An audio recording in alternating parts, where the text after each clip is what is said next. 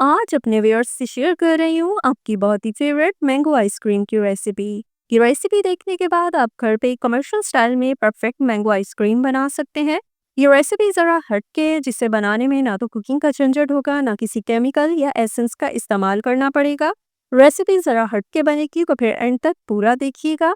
ये रेसिपी बहुत आसान है, घर पे ट्राई ज़रूर कीजिएगा। अस्सलाम वालेकुम, welcome to my channel Nourish Kitchen Menu. Recipe पसंद आए तो लाइक और शेयर करने के साथ साथ चैनल को सब्सक्राइब करके बेल आइकन जरूर प्रेस कीजिएगा ताकि न्यू रेसिपीज के नोटिफिकेशन आप तक पहुंचते रहें। यहीं से रेसिपी को शुरू करती हूँ। यहाँ आइसक्रीम बनाने के लिए मैंने लिए हैं 2 अदद आम।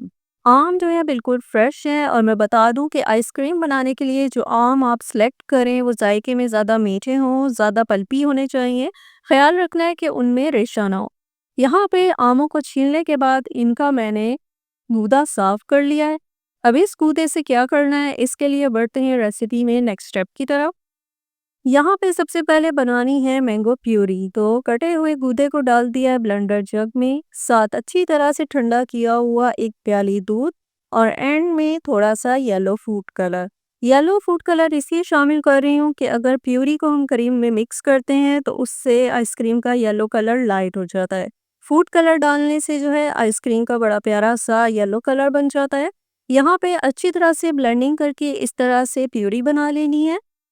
यहाँ पे लिया है रेसिपी का दूसरा मेन इंग्रेडिएंट क्रीम।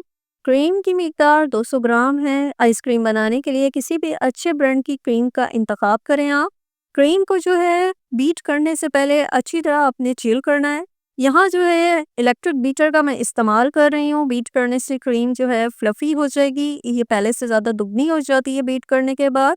यहाँ पर जो है बीट करते हुए शामिल कर रही हूँ चीनी। ये चीनी की मिकदार 1 प्याली है। चीनी जो है मैंने घर पे ही पीस ली थी। चीनी भी जो है यहाँ बीट करते हुए क्रीम में अच्छी तरह मिक्स हो जाएगी। परफेक्ट आइसक्रीम बनाने के लिए कुछ टिप्स हैं जो यहाँ मैं अपने व्यूअर्स से शेयर करना चाहती हूँ। कि क्रीम को बीट करते हुए ख्याल रखें कि अच्छी तरह ठंडी होनी चाहिए, और इसको अच्छी तरह से ही आपने बीट करना है ताकि ये फ्लफ़ी हो जाए। यहाँ अब जो है बीट करने के बाद इसमें डाल रही हूँ मैं मैंगो प्यूरी, जो मैंने पहले ही बना के रखी थी। मैंगो प्यूरी को भी यहाँ मैं बीटर की मदद से मिक्स कर रही हूँ।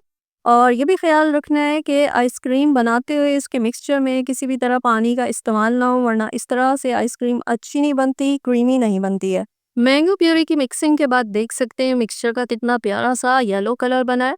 अब यहाँ स्पैचुला की मदद से जो है मैं बॉल के साइड्स पे लगे हुए क्रीम को भी साफ कर रही हूँ, और क्रीम की ब्लेंडिंग भी कर रही हूँ इस तरह हल्के से।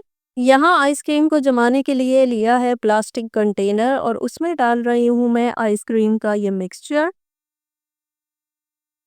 मिक्सचर डालने के बाद अब इसी कंटेनर को मैं कवर कर रही हूँ प्लास्टिक शीट से। इस प्लास्टिक शीट का फ़ायदा ये है कि जमने के बाद आइसक्रीम सख्त नहीं होगी। जो बर्फ़ के छोटे-छोटे ज़र्रात हमें आइसक्रीम खाते हुए महसूस होते हैं, वो इसमें नहीं बनेंगे।